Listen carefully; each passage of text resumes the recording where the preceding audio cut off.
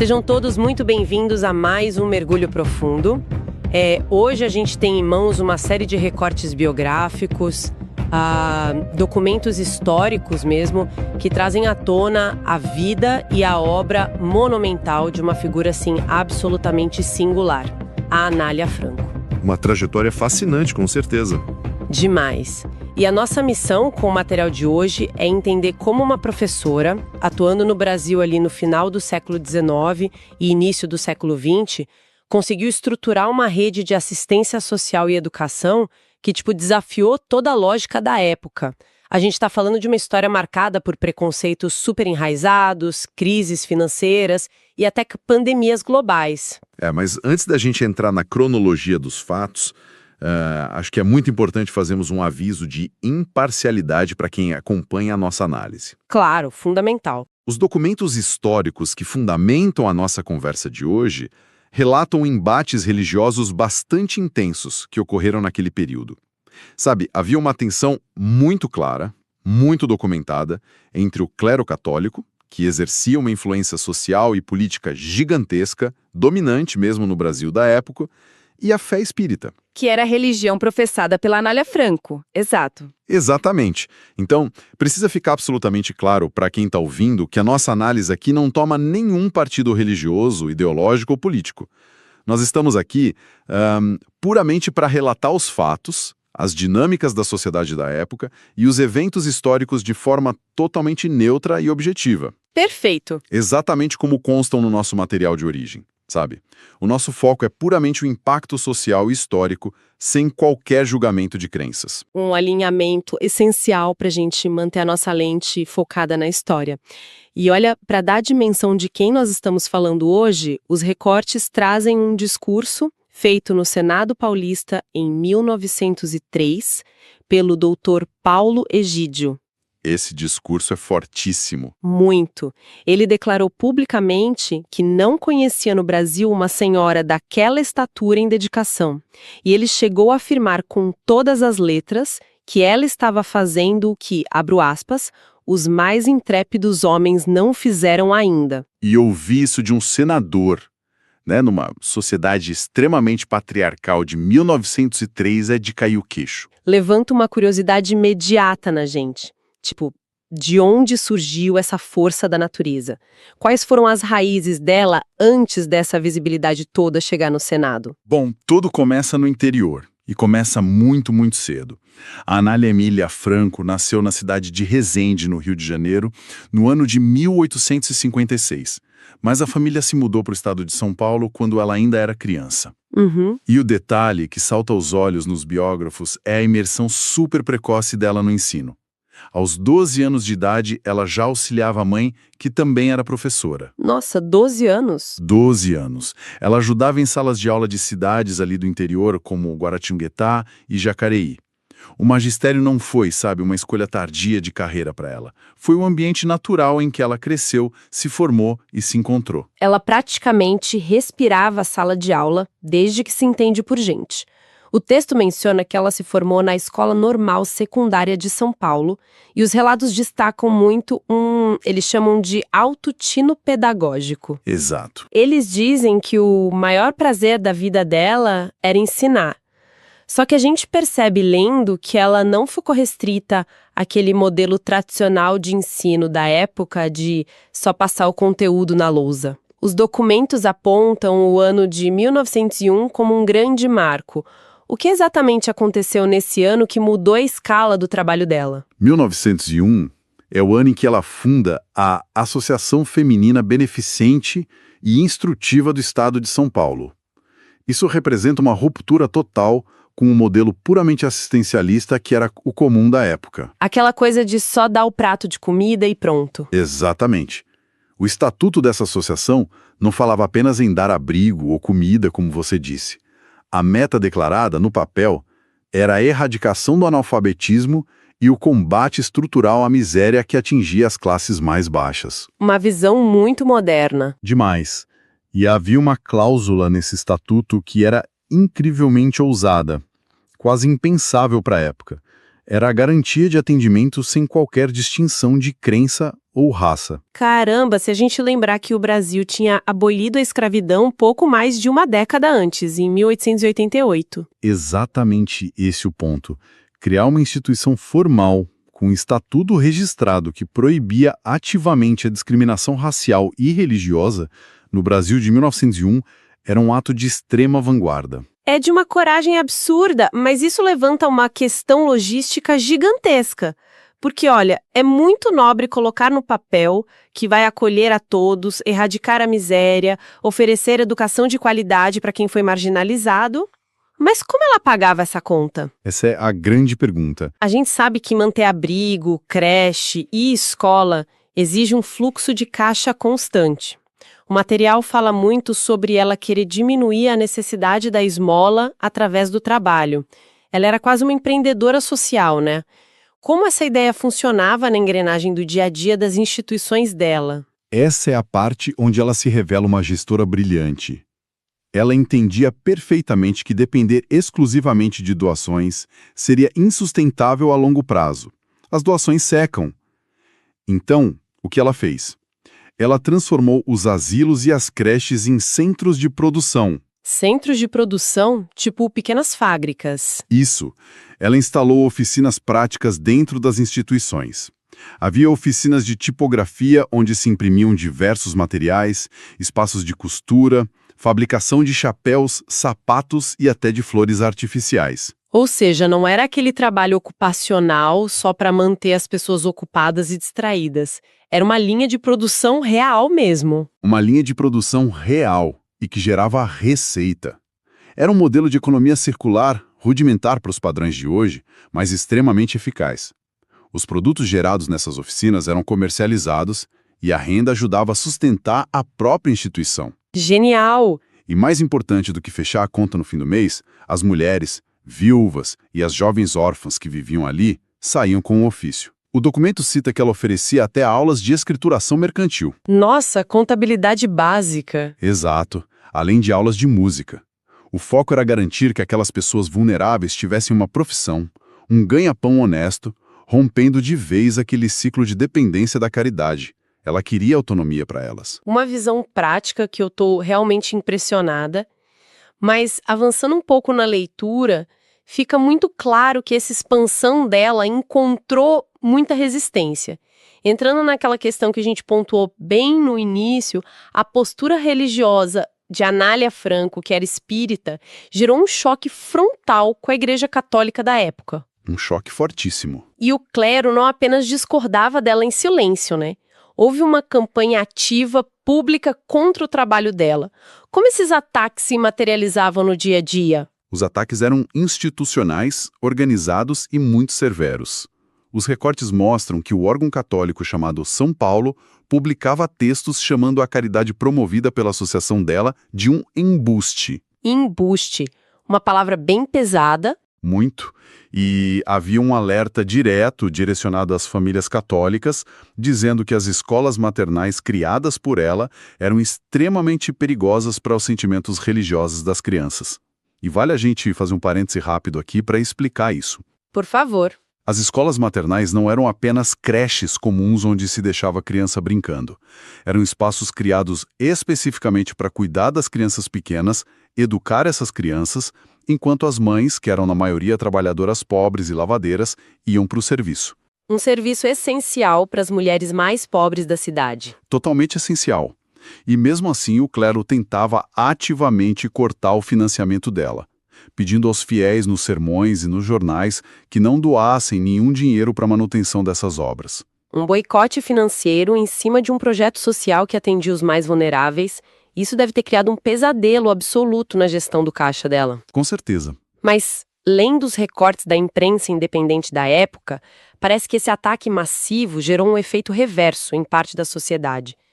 Tem um artigo do jornal O Atibaiense, do ano de 1908, que sai em defesa dela de uma forma muito passional. Esse artigo é histórico. O jornalista literalmente compara ela a Joana d'Arc.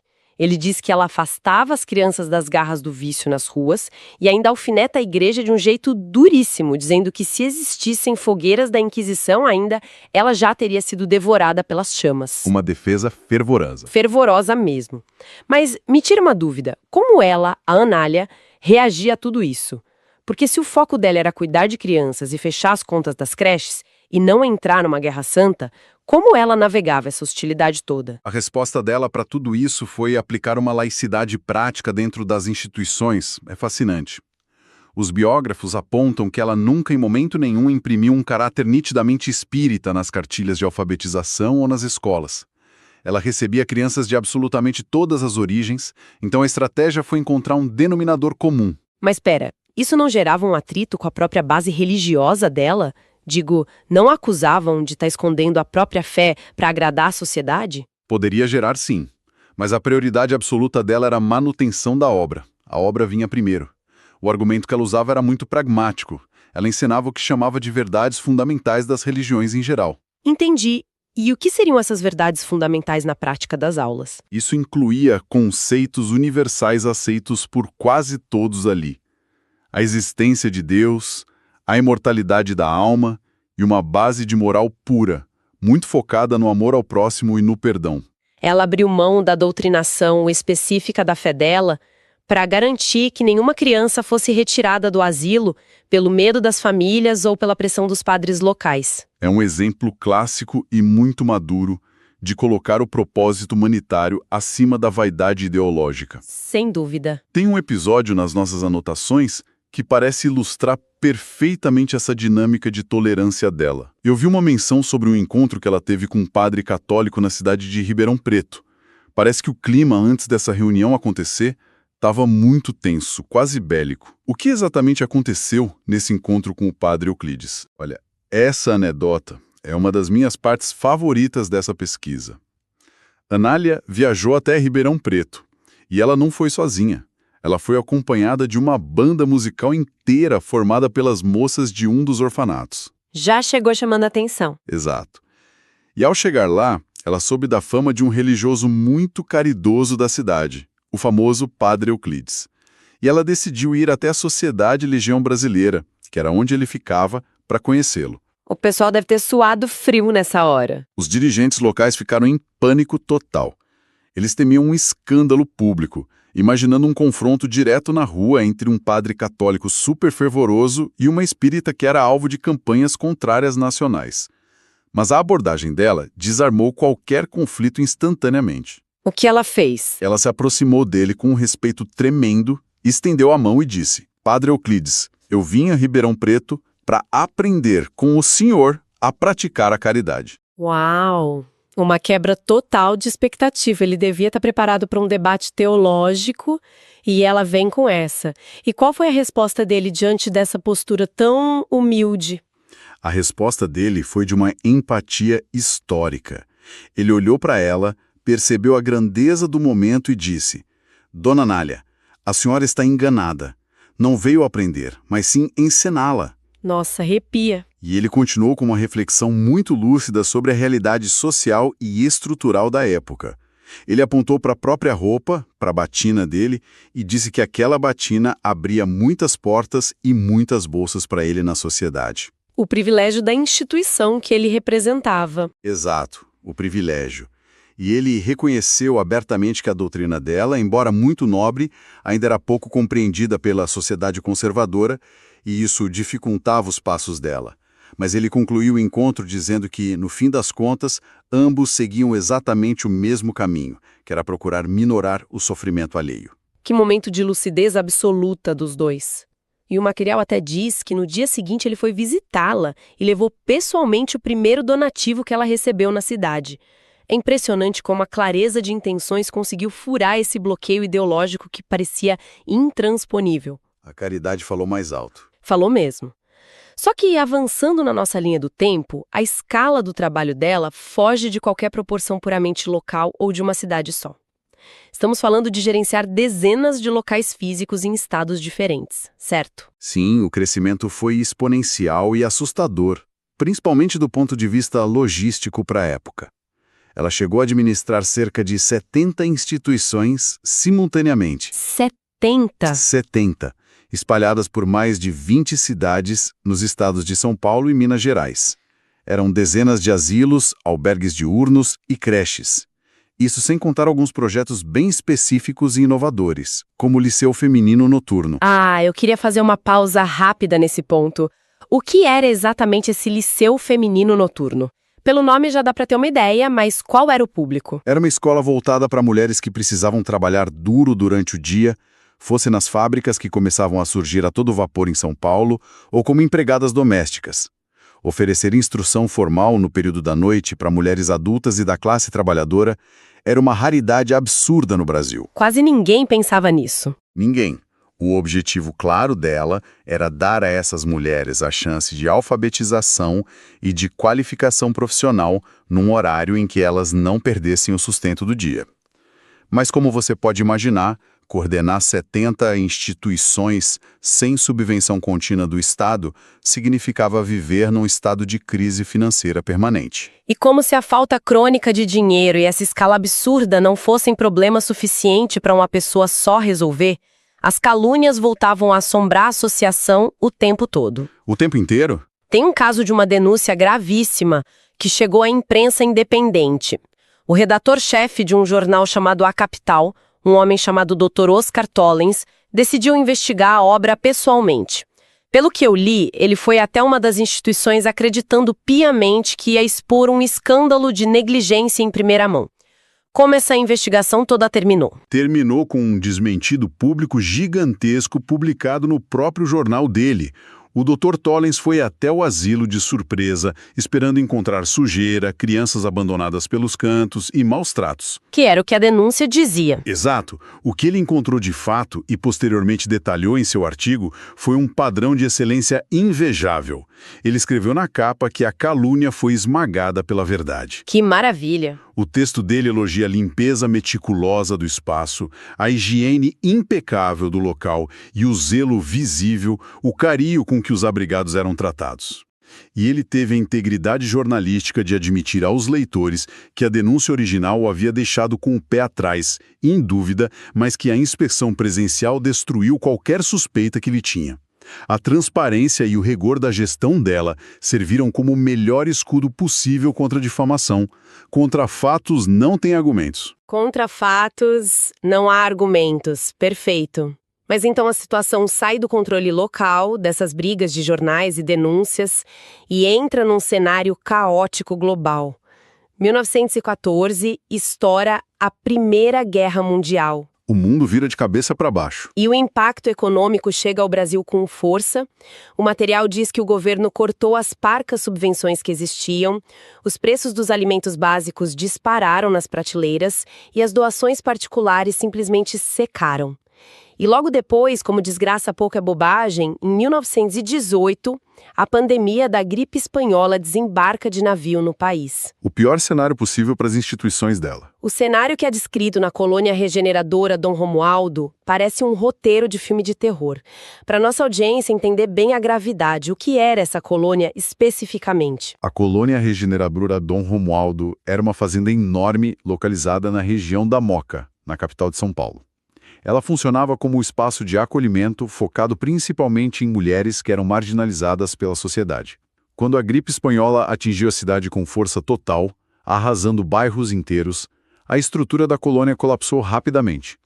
As aulas foram totalmente suspensas e o local virou um grande hospital improvisado da noite para o dia. Uma zona de guerra. Há relatos confiáveis de que 80 pessoas adoeceram simultaneamente na propriedade.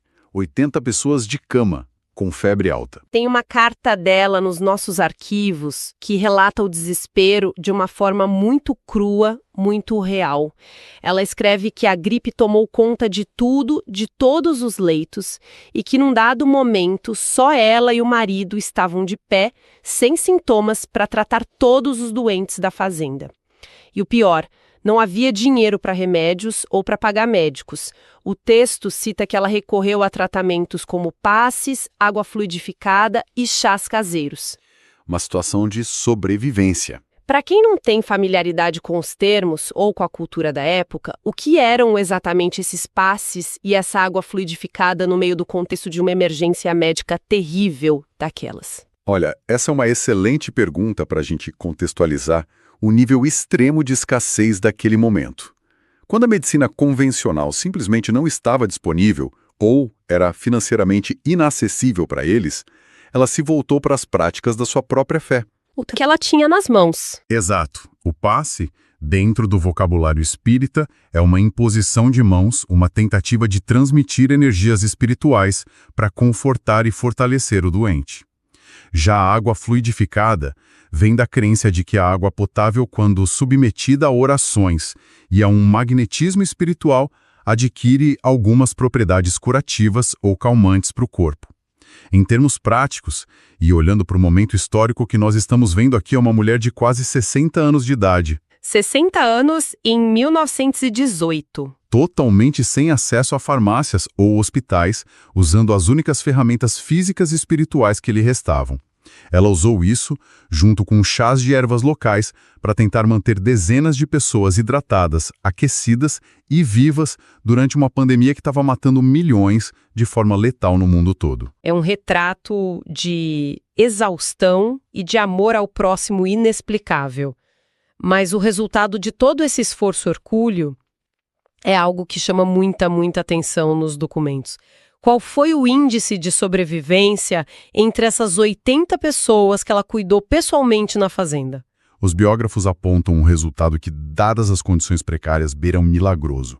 Apesar de dezenas de contaminados graves e da total ausência de qualquer recurso hospitalar moderno, os registros indicam que ela conseguiu salvar quase todas as abrigadas na colônia.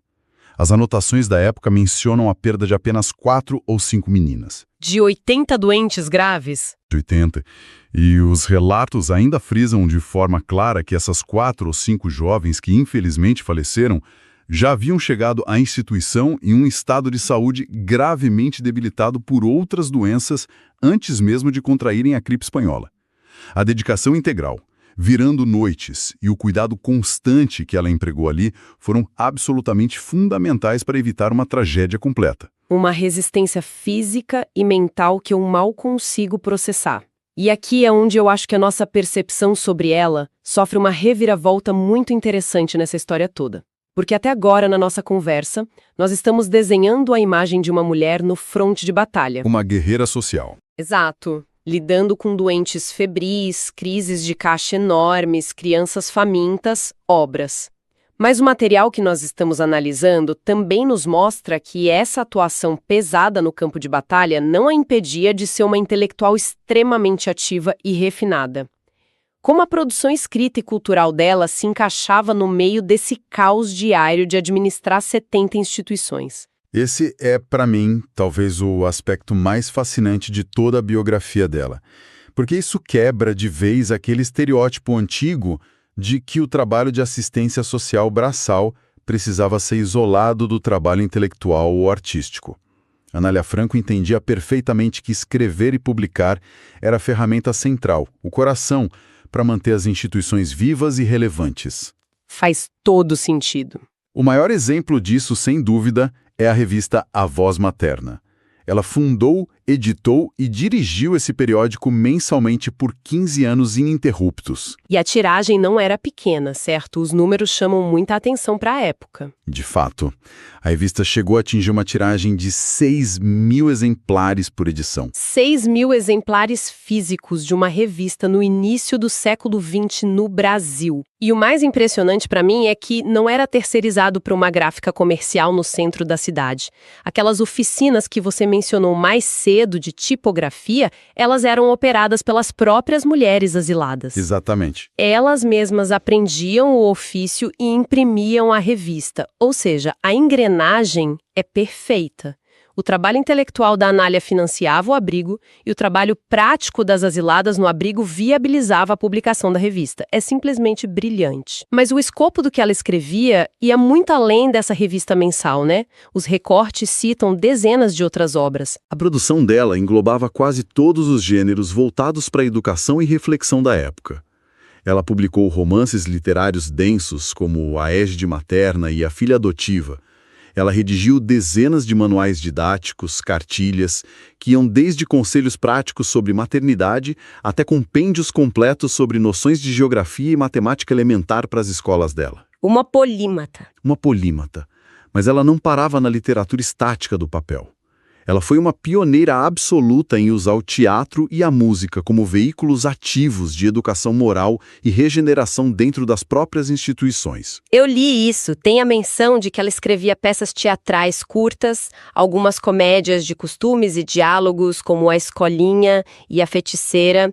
E essas peças eram escritas para serem encenadas nos teatrinhos dos próprios abrigos pelas crianças. Isso mesmo. E mais, naquela fazenda da Moca, ela chegou a organizar um grupo dramático musical completo, com orquestra formada apenas pelas mulheres asiladas tocando os instrumentos. O que isso nos diz sobre a visão de mundo dela é algo muito profundo. Ela entendia de forma muito clara que o acesso à cultura e à arte não era um privilégio que devia ser reservado apenas à elite nos teatros chiques da cidade.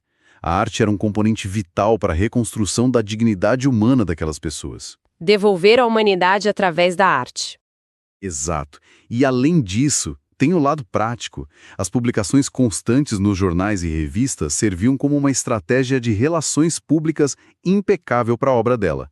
Ela mostrava àquela sociedade hiperconservadora o valor real de uma mulher ativa e intelectual. Ela defendia publicamente nos textos a imagem da mulher como cooperadora de todos os grandes ideais humanos.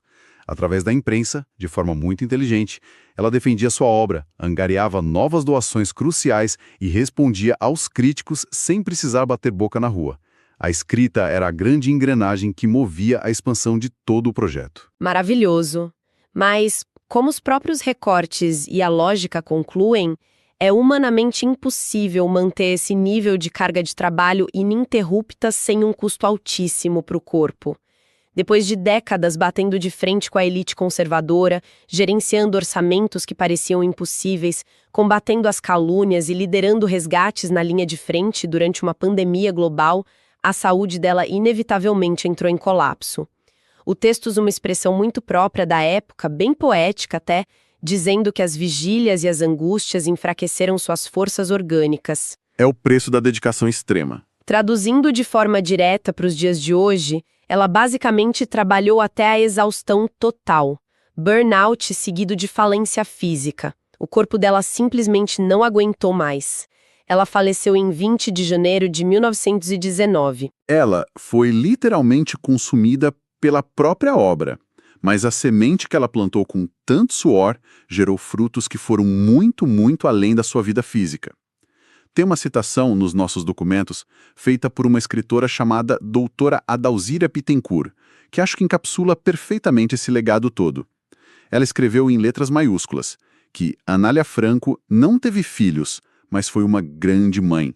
Uma grande mãe de milhares de pessoas. O impacto dela na sociedade brasileira não se construiu por aparências sociais ou fortunas herdadas de família, mas por uma execução implacável, diária, de ideias muito nobres. Isso fica cristalino no lema de vida que ela mesma repetia sempre e que os biógrafos resgataram. Ela dizia: conceber o bem não basta, é preciso fazê-lo frutificar. Conceber o bem não basta, é preciso fazê-lo frutificar. Ter uma ideia genial no papel ou no estatuto é fácil. O difícil é montar a tipografia do zero, aguentar as críticas severas dos jornais, fechar as contas todo mês e ensinar na prática as pessoas a imprimir e a ter uma profissão. A execução é tudo. Exatamente. Analisando o cenário todo que a gente desenhou aqui, o que a nossa audiência pode tirar de lição prática dessa trajetória inteira, olhando para os gigantescos desafios que a gente enfrenta hoje na nossa sociedade? Olha, a grande lição que emerge dessa nossa investigação de hoje é sobre resiliência pura e a capacidade de criar sistemas autossustentáveis em cenários de extrema diversidade. Ela não esperou o momento ideal chegar. O momento ideal nunca chega. Nunca. Ela não aguardou sentada ao financiamento robusto do Estado, o aval carimbado da sociedade dominante. Ela usou oficinas de costura, prelos e máquinas de escrever para estruturar um ecossistema real que protegia, educava e qualificava pessoas marginalizadas.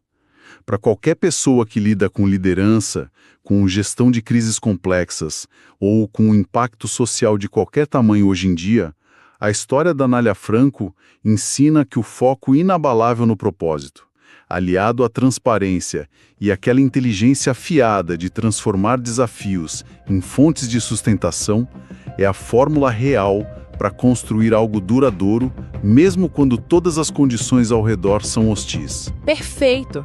E essa capacidade monstruosa de execução que ela tinha cria um contraste muito, muito forte com a nossa realidade moderna.